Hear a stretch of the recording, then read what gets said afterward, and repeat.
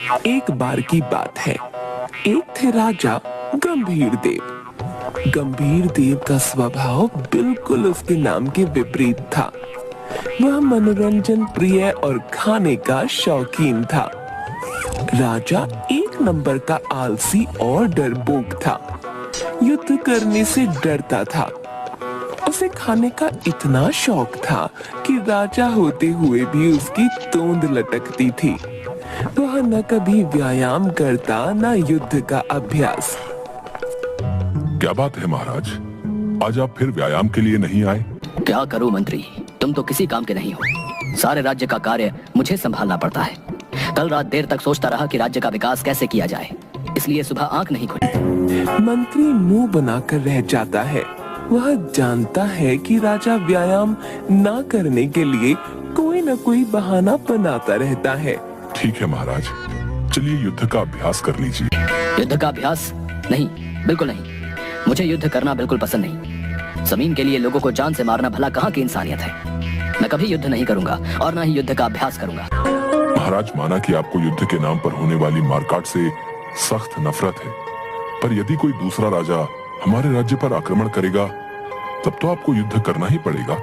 तो ये इतनी बड़ी सेना और सेनापति किस काम आएंगे? इन्हें युद्ध का अभ्यास करवाओ। मंत्री मुंह बनाकर रह जाता है। ये राजा बहुत डरपोक है। युद्ध करना तो दूर, एक चींटी भी नहीं मार सकता। केवल खा खा कर मोटा होता जा रहा है और बड़ी बड़ी बातें करता है। हे भगवान, केवल सेना के भरोसे कब तक रह सकते हैं? मंत्री, क्या सोच रहे हो? हमारा मन नहीं लग रहा। मनोरंजन का कुछ प्रबंध करो। जी महाराज, आप पहले भोजन कर लीजिए, उसके बाद मैं मनोरंजन का प्रबंध करता हूँ। राजा जब भोजन के लिए बैठता तो एक ही समय में 8 लोगों का खाना खा जाता। सेवक बेचारे उसका पेट भरने तक एक के बाद एक कभी सब्जियां, पूरियां, रोटी, चावल, दालें, मिष्ठान आदि लाते रहते और राजा बड़े मजे से खाने का आनंद लेता रहता। भोजन करने के बाद राजा अपनी रानी और कुछ अन्य मंत्रियों के साथ सिंहासन पर मनोरंजन के लिए बैठता। जोकर के वेश में एक आदमी आता है। वह जीभ बाहर निकालकर टोपी उतारकर उछल उछल कर नृत्य करता है। राजा उसे देखकर बहुत हंसता है। हंस हंस कर लोटपोट हो जाता है। तभी द्वारपाल आता है। महाराज की जय हो। तुम्हें दिखाई नहीं देता? ये हमारे मनोरंजन का समय है। महाराज, द्वार पर एक दूत आपके लिए कोई संदेश लेकर आया है। मंत्री, तुम संदेश सुन लो और जब तक ये नृत्य समाप्त नहीं होता कोई विघ्न मत डालना। वह अपने आनंद में मग्न हो जाता है और द्वारपाल मंत्री के कान में कुछ कहता है। मंत्री उसे हाथ से इशारा करता है और नृत्य समाप्त होने की प्रतीक्षा करता है। नृत्य समाप्त हो जाता है, जोकर चला जाता है और राजा खूब हंसता है। महाराज, क्या अब हम दूत को बुला लें? कौन सा दूत? बहुत देर से आया हुआ है, आपकी प्रतीक्षा कर रहा है। क्या मैं उसे सभा में बुला लूं? बुला लो, देखते हैं क्या संदेश लाया है। राजा गंभीर देव की जय हो। महाराज, मैं आपके पड़ोसी राज्य से आया हूँ। पड़ोसी राज्य से? वो तो हमारे मित्र सोमदेव का है। जी महाराज, पर क्या आप ये नहीं जानते कि सोमदेव अब इस दुनिया में नहीं है? ये कब हुआ? कई महीने पूर्व पड़ोसी राज्य के राजा सोमदेव के पुत्र मंगलदेव हैं। मैं उन्हीं का संदेश लाया हूँ। कैसा संदेश? राजा मंगलदेव का कहना है कि आप उन्हें अपना राज्य सौंप दीजिए, अन्यथा वे अपनी सेना के साथ आप पर आक्रमण कर देंगे। संभल कर दूत, जबान संभाल कर बात करो। पर राजा आक्रमण की बात से डर जाता है। आक्रमण? नहीं नहीं, हम युद्ध नहीं चाहते। तुम मंगलदेव से जाकर कहो कि वो हमसे आकर मिले। महाराज, मैं युद्ध का संदेश लेकर आया हूँ और आप उनसे मिलना चाहते हैं? हाँ हाँ, क्यों नहीं, मैं मैत्री चाहता हूँ। तुम जाकर मंगलदेव को कहो कि वो आकर एक बार। राजा मंगलदेव का संदेश आता है। एक आदमी संदेश पढ़ता है। अरे डरपोक महाराज, मुझे पता है तो युद्ध करने से डरता है। इसलिए मुझसे मिलना चाहता है। चल कोई नहीं, तेरी ये इच्छा भी मैं पूर्ण करता हूँ। तू अपने राज्य की सीमा पर बने भवन में आकर मुझसे मिल। मंत्री को यह संदेश सुनकर क्रोध आता है, किंतु राजा बहुत खुश होता है। राजा मंगल देव से मिलने की तैयारियां शुरू कर देता है। मंगल देव उस भवन में राजा से मिलने आता है। आओ आओ मित्र, आओ। मेरे लिए जैसे तुम्हारे पिता थे वैसे ही तुम हो। आप मुझे पिताजी जैसा समझने की भूल ना करें। मुझे किसी भी कीमत पर आपका राज्य चाहिए। हाँ हाँ, अब उसके बारे में हम बाद में बात करते हैं। ये कैसा राजा है? मेरी इस बात पर तो किसी को भी क्रोध आ जाना चाहिए। ये मुस्कुरा रहा है। दोनों बैठ जाते हैं। भोजन परोसा जाता है। मंगल देव, खाओ खाओ। मेरे रसोइया के हाथ में जादू है। एक बार खाओगे तो खाते ही रह जाओगे। आपका मोटा पेट देखकर मैं इसका अनुमान लगा सकता हूँ। दोनों भोजन करते हैं।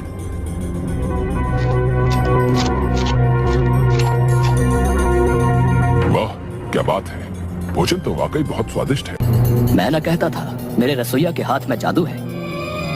महाराज, युद्ध तो जरूर होगा, पर इस बार जमीन के लिए नहीं, आपके रसोइये के लिए। आप चुपचाप ये रसोइया मुझे दे दो, अन्यथा युद्ध के लिए तैयार रहिए। आप जानते नहीं क्या कि अभी तक मैं एक भी युद्ध में पराजित नहीं हुआ। मेरी सेना जैसी सेना आसपास के कई राज्यों में नहीं है। सुनकर गंभीर देव डर जाता है। युद्ध? नहीं नहीं, मैं युद्ध नहीं चाहता। युद्ध करना नहीं चाहते हो या युद्ध कर नहीं सकते? वैसे भी आप इतने मोटे हैं, युद्ध क्या करोगे? ऐसा करो, अपना ये रसोइया मुझे दे दो और मैं आप पर आक्रमण करने का विचार त्याग दूंगा।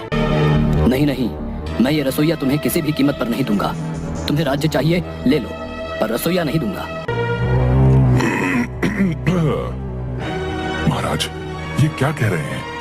आप एक रसोइये के लिए मातृभूमि को कुर्बान करने की बात कर रहे हैं। प्रजा क्या सोचेगी? महाराज, इस समय आप अपने कर्तव्य का पालन कीजिए। स्वादिष्ट व्यंजन का लालच छोड़ दीजिए। मैं आपको इससे भी अच्छा रसोइया लाकर दूंगा। मंत्री, तुम सच कह रहे हो? आप मुझ पर विश्वास कीजिए। ठीक है राजा मंगल देव, तुम मेरा रसोइया ले जाओ, परंतु यहाँ आक्रमण करने की सोचना भी नहीं। देखा, जीत तो मेरी ही हुई। अच्छा हुआ जो बला टली। वो मूर्ख राजा क्या समझता है, मैं उसे छोड़ दूंगा। मैंने उसका ये रसोइया भी ले लिया, अब उसका राज्य भी लूंगा। कुछ दिनों बाद मैं बिना सूचना के आक्रमण करूंगा।